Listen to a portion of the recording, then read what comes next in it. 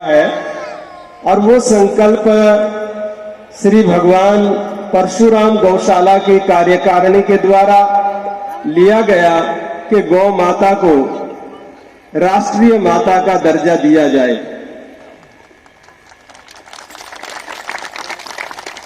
हमारी जो संस्कृति है वो सनातन संस्कृति है। सनातन का अर्थ ये है कि जो सत्य है, जो नित्य है, जो शाश्वत है, जो अनादि है, और वो किसी व्यक्ति विशेष ने नहीं चलाई। ये सनातन ये चलाया स्वयं नारायण के द्वारा। ये विधान चला हुआ है। जैसे यू कल्पना कर ले आप कि एक राष्ट्र बढ़ता है तो उसका एक संविधान बनता है कि ये राष्ट्र के लोग चलेंगे कैसे, तो उसके लिए एक संविधान बनता है और उसके मुताबिक फिर सब लोगों को चलना पड़ता है। तो सनातन स्वयं नारायण ने बनाया, स्वयं भगवान ने बनाया और भगवान ने एक विधान बना दिया। उस विधान का नाम है वेद, उपनिषद, दर्शन, पुराण, जितने भी गीता जी, रामायण जी, महाभारत, जितने हमारे ऋषि मुनियों के ग्रंथ हैं, ये सब जो है आप देखें गुरु ग्रंथ साहब, ये सब गुरुओं की वाणी है। और गुरुओं की वाणी जो है वो सनातन से चली, भगवान ने चलाई। और आप देखें कितना आश्चर्य की बात है कि ये सनातन आज का नहीं है। कुछ के इतिहास तो हजारों वर्षों के हैं, सैकड़ों वर्षों में सिमट जाते हैं। लेकिन ये जो कल्प चला हुआ है 1 अरब 96 करोड़ 8,53,124वां वर्ष चला हुआ है। अब आप देख लें कब से चली हुई है सृष्टि, और चलनी कितनी है ये सृष्टि, 4 अरब 32 करोड़। अभी तो आध में भी नहीं आई। और जब आप देखें सृष्टि की आयु जो है वो 4 अरब 32 करोड़ है। फिर भगवान क्या करते हैं, फिर सृष्टि को समेट लेते हैं, जिसको प्रलय कहते हैं। फिर वहां कुछ नहीं रहता। ये भगवान का कार्य है, ये जनमानस का कार्य नहीं है। और फिर वो प्रलय काल भी 4 अरब 32 करोड़ वर्ष है। अब आप कल्पना करो कि हमारे जो ऋषि मुनियों ने कैसी कैसी गणना की। भारत ने एक बहुत बड़ा कीर्तिमान स्थापित किया। भारत के युवा वैज्ञानिकों ने चंद्रमा के ऊपर अपनी उपस्थिति दर्ज करा दी।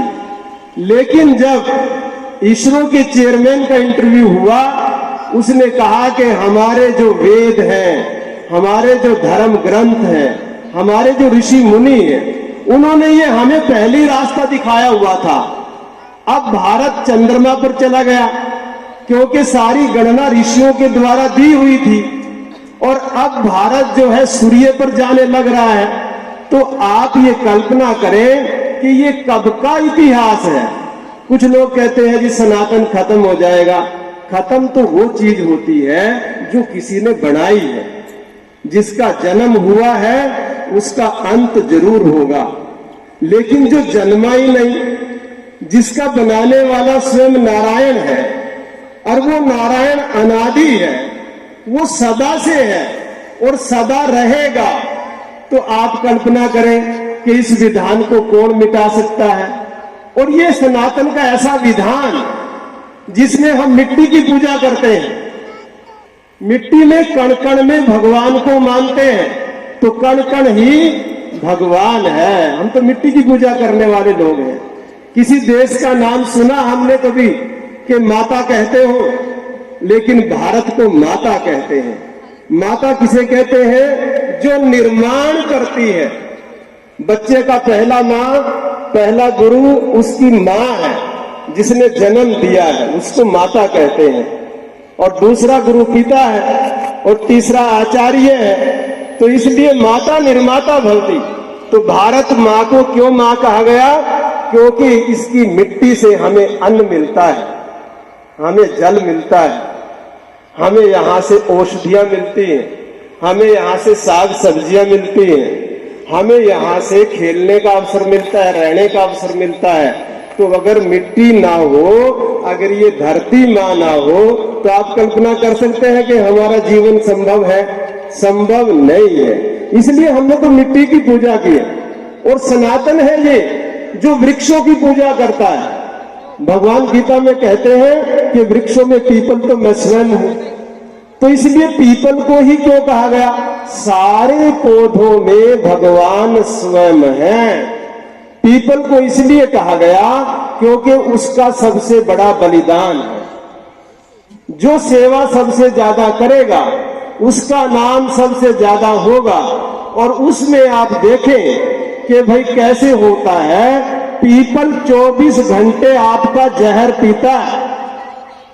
जो भी जहर हम लोग छोड़ते हैं, पीपल 24 घंटे पीता रहता है। और कार्बन डाइऑक्साइड पी करके, आपका जहर पी करके क्या देता है? ऑक्सीजन देता है। 24 घंटे ऑक्सीजन देने वाला यदि कोई पेड़ है तो वो आपका पीपल है, बरगद है। आपका आंवले की पूजा हम करते हैं, हम बेलपत्र की पूजा करते हैं, हम ध्रुवा की पूजा करते हैं। इसके पीछे हम भगवान विष्णु की जो है आप देखें कि तुलसी माँ की पूजा करते हैं। क्यों करते हैं? ये सब वैसे नहीं है कोई, ये सब साइंस है, विज्ञान है कि तुलसी 23 घंटे ओजोन छोड़ती है। जो यहाँ साइंस के विद्यार्थी होंगे, वैज्ञानिक होंगे, उनको पता है कि ओजोन कितनी इंपॉर्टेंट लेयर है हमारे अंतरिक्ष के अंदर। यदि ओजोन कमजोर पड़ जाए तो लोगों को चमड़ी के कैंसर और भयानक रोगों से ग्रसित हो जाते हैं। तो उस लेयर को पूरा करने के लिए तुलसी के पौधे, अन्य और जड़ी बूटियां और पौधे हैं। इसलिए हमारे ऋषि मुनियों ने उसमें नारायण का स्वरूप देखा है और हमने तुलसी की पूजा करनी प्रारंभ की है। तो मैं माताओं और बहनों कहना चाहूंगा, जिन भी वृक्षों की, पेड़ पौधों की पूजा आप करें, वो सारे के सारे जीवन दायनी पौधे हैं। तुलसी खाया करें, नीम के पत्ते खाया करें। बेल पत्र, जिन लोगों को बीपी रहता है, अगर वो 1 महीना बेल पत्र खा ले तो उनका बीपी चला जाएगा। तुलसी का प्रयोग कर ले तो कैंसर चला जाता है। ये सब साध्य असाध्य रोगों का इलाज है। और दूसरा आपको बताऊं कि भगवान गणेश की जो पूजा करते हैं वो ध्रुवा से करते हैं। ये एक विज्ञान है। यदि कभी आपको चोट लग जाए और खून बह रहा हो तो थोड़ा सा ध्रुवा तोड़ लेना, दूब तोड़ करके, घास तोड़ के चबा ले, चबा करके लगा दे। कितनी बड़ी ब्लीडिंग हो, चाहे आपको चाकू लग गया, कसी लग गई, कोई हथियार लग गया और आप चबा करके लगा दे, तुरंत बंद हो जाता है। तो ये एक बहुत बड़ा हमारे भगवान ने चारों तरफ ये ग्रीनरी दी हुई है। और इसका कारण ये है कि हम इन पत्तों का सेवन करें, और पत्तों का सेवन करके हमें किसी डॉक्टर पे जाने की जरूरत नहीं है, किसी हॉस्पिटल जाने की जरूरत नहीं है। इन सारी दवाइयां जो है पत्तों में, आप पत्तों का रस पी सकते हैं, पत्तों की चटनी खा सकते हैं। इसलिए हमारे ऋषि मुनियों ने जो है इन वृक्षों में नारायण को देखा है, जिसका सबसे ज्यादा सहयोग। हमने नदियों की पूजा की है। अब देखो, गंगा को हम मां मानते हैं क्योंकि गंगा जल जो है अनेक औषधियों से आता है और हमारा कल्याण करता है। हमने पर्वतों की पूजा की है क्योंकि पर्वतों से हमारी जड़ी बूटियां आती हैं। तो हम सबको नमन और वंदन करने वाले लोग अपनी प्रकृति को जब इतना संभालते हैं, तो गाय के बारे में क्या कहते हैं? गाओ विश्वस्य मात्रा। अब तो हमें आंदोलन करना पड़ रहा है, विचार रखने पड़ रहे हैं इस भारत भूमि पर कि गाय को राष्ट्रीय माता बनाया जाए। लेकिन वेद कहता है गाय राष्ट्रीय माता तो है ही है, वो विश्व की माता है। पूरे से ज्यादा गाय अपने बच्चे से प्रेम करती है। वात्सल्य का जो गुण है, आपस में प्रेम प्यार का जो गुण है, यदि आपके आंगन में गाय खड़ी है तो कभी आपको ये शिकायत नहीं मिलेगी, मेरी बेटी मेरा कहना नहीं मानती, मेरा बेटा मेरा कहना नहीं मानता। वो गाय के जो वाइब्रेशन, गाय का जो आशीर्वाद है वो आपको मिलेगा। और हमारी सनातन संस्कृति में अरे क्या विधान है, पहली रोटी गाय की। और आप देखें जो लोग किसान हैं यहाँ पर, 4 अंगुल जो है गेहूं की वो भूमि माता को दिया जाता है और उससे ऊपर बाली तक का गाय माता को दिया जाता है। और जो बाली है पहली बाली अग्नि को दी जाती है, गेहूं की बाली या किसी भी अन्न की। और फिर जब वो गेहूं आ जाती है तो पहली मुट्ठी किसको देते हैं? पहली मुट्ठी पक्षियों को देते हैं, क्योंकि पक्षियों का भोजन है ये आपकी दालें, ये आपका अन्न। और जब आटा बनता है पहली मुट्ठी जो है माँ जो है बहनें जो है वो चींटियों को देती है। और जब वो आटा जो है ना मथ लेती है तो उसका थोड़ा सा हिस्सा मछलियों को डालती है और फिर जो है वो अपना खाना बनाती है। और खाने में पहली रोटी किसकी बनेगी? गौ माता की बनेगी। हमारे आंगन में गौ माता नहीं, किसको दोगे आप अपने पहली रोटी चूल्हे की? किसको दोगे? देवताओं को कैसे जिमाओगे? और अंतिम रोटी हमारे यहाँ कुत्ते को दी जाती है, फिर थाली लगती है। और माता बहनें थाली सबसे पहले किसकी लगती है? बुजुर्गों को देते हैं। ये सनातन विधान तो जरा विचार करो आप, इससे बड़ी साइंस, इससे बड़ा विज्ञान कहीं है। और फिर घर के लोग खाना खाते हैं, जब माँ को खाना चला गया, पिता को खाना चला गया, फिर हम लोग खाते हैं। तो मैं माताओं और बहनों से निवेदन करूंगा, ये बड़ा पुरुषार्थ किया गौशाला के कार्यकारिणी ने कि हम सबको यहाँ बुला करके और जो ये यज्ञ किया है कि हर घर के अंदर सुबह ब्रह्म यज्ञ होना चाहिए। अब ब्रह्म यज्ञ क्या है? आप जो है गुरु ग्रंथ साहब को मानते हैं, उसका पाठ करें। आप रामायण में विश्वास रखते हैं, भगवान राम को, तो आप रामायण जी का पाठ करें सुबह उठ करके। आप भगवान कृष्ण में विश्वास रखते हैं, आप गीता जी का पाठ करें। आपका विश्वास वेदों में है, आप वेदों का स्वाध्याय करें। आपका विश्वास जप में है, आप बैठ करके जप करें। जो भी आपकी मान्यताएं हैं और ईश्वर का ध्यान करें। वो एक शक्ति ऐसी है जिसने हमें जन्म दिया और हमारी आत्मा का जन्म नहीं हुआ, ये एक मशीन हमें मिली है। भगवान कह रहे गीता में, ना जायते निर्यते वा कदाचित् नायम भूत्वा भविता वा न भूया अजो नित्य शाश्वतो अयम पुराणो ना हन्यते हन्य माने शरीर। ये जो शरीर है ये तो जाने वाला है ही है, और ये भी नहीं कोई बता सकता कितनी आयु में जाएगा।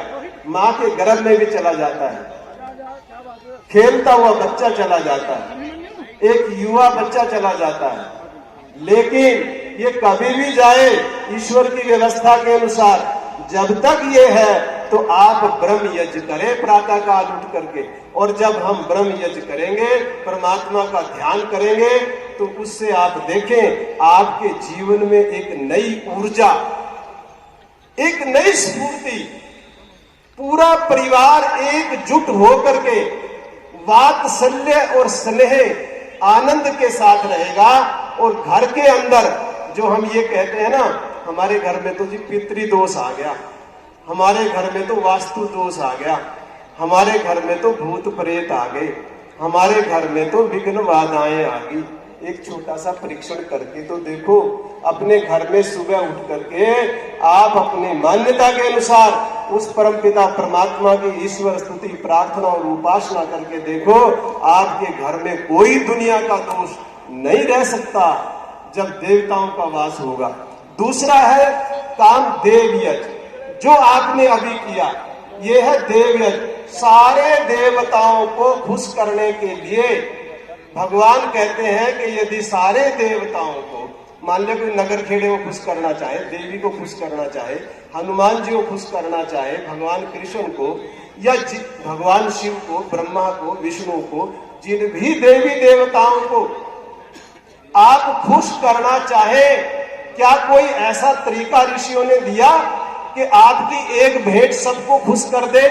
वो है ये देव यज्ञ। अग्नि जो है भगवान का मुख है, आपने आहुति दी। और फिर मैं कह रहा हूं, जो लोग साइंस वो तुरंत समझ जाएंगे, एक आहुति आपने डाली गाय के घी की, और वो किसको डाली? अग्नि देवता को आप यज्ञ किया, आपने अपनी सामग्री और घी अग्नि को सौंप दिया, तो अग्नि ने क्या किया? अग्नि ने भी हमसे बड़ा यज्ञ किया। क्या किया? उसने जितना घृत आपसे लिया मल्टीप्लाई बाय 1760, उसने 1760 गुना उसको बना दिया। ये वैज्ञानिकों ने शोध कर लिया कि भाई जो भारतीय लोग, सनातनी लोग यज्ञ करते हैं हर मंदिर के अंदर, इनके यज्ञ कुंड बना हुआ है, ये क्या है? विज्ञान।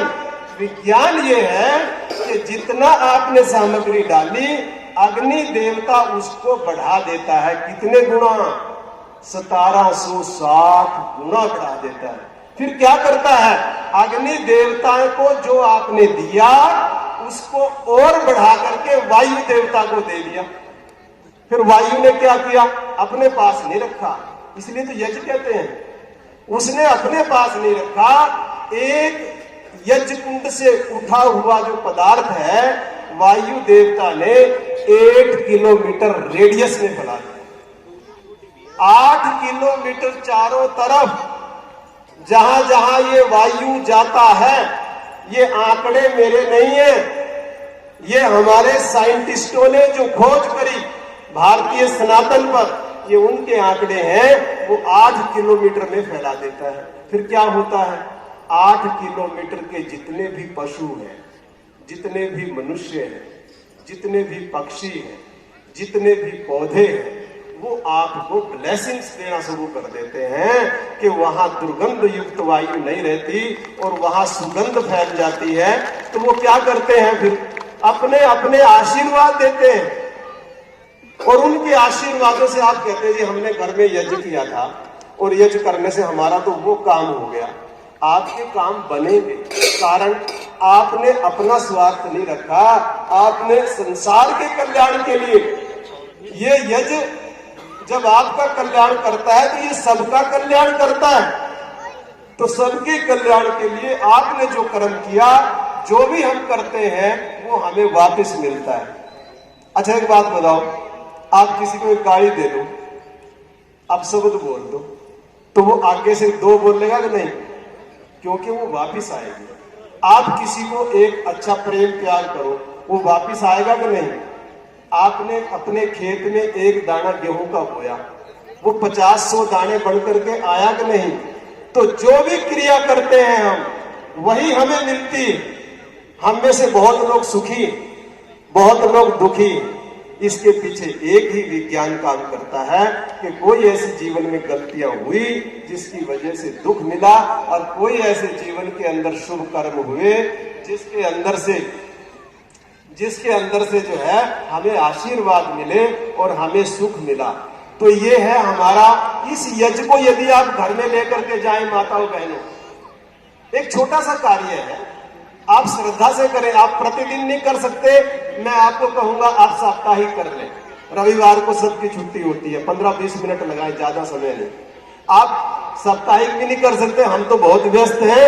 आप पाक्षिक कर लें, आप पाक्षिक नहीं कर सकते मासिक कर लें। और ये भी एक अनुसंधान हुआ कि एक यज्ञ किया हुआ घर में 1 महीना प्रभाव रखता है। तो इस यज्ञ से आप जुड़े, और इस यज्ञ से जुड़ करके आपकी जो बीमारियां हैं वो सारी बीमारियों को ये यज्ञ खा जाता है। ये नैनो मेडिसिन है, सारी जड़ी बूटियां इसमें डली है। वो जड़ी बूटियां जलने के बाद श्वास के माध्यम से अंदर जाती है।